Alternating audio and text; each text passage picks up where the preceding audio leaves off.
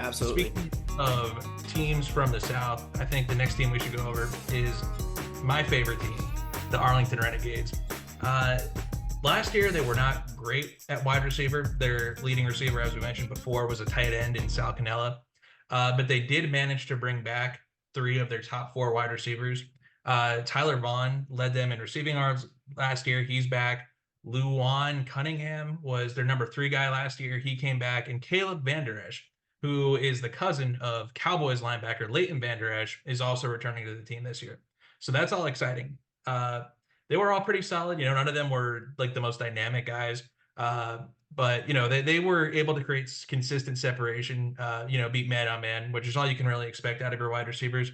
Unfortunately, the Renegades did lose their second best wide receiver, Brandon Arconado, who was a big part of the team last year, especially down the stretch towards the playoffs. He kind of caught on fire. He wasn't really all that great before Luis Perez got to the team, but Perez had a really good connection with him. I think Luis Perez's best game throwing the football for the Renegades came with a lot of big passes and touchdowns to Brandon Arconado. So that was definitely not great to see him leave spring football for the Canadian Football League. But the Renegades did make one big move in terms of wide receivers.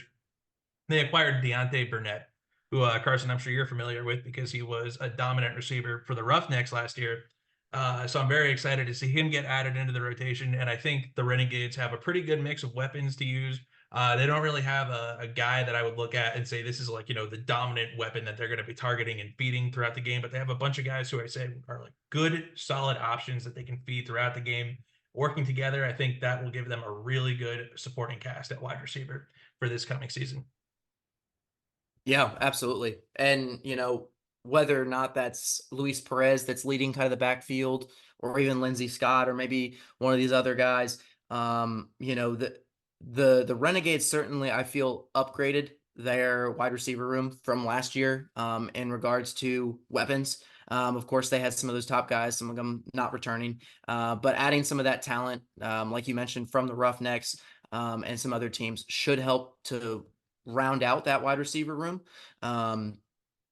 But absolutely, I think that this wide receiver room is also pretty good, and especially with Luis Perez, as I'm sure he will be the day one starter.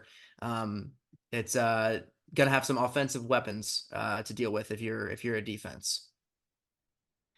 Thank you for joining us on the Redzone Rodeo podcast.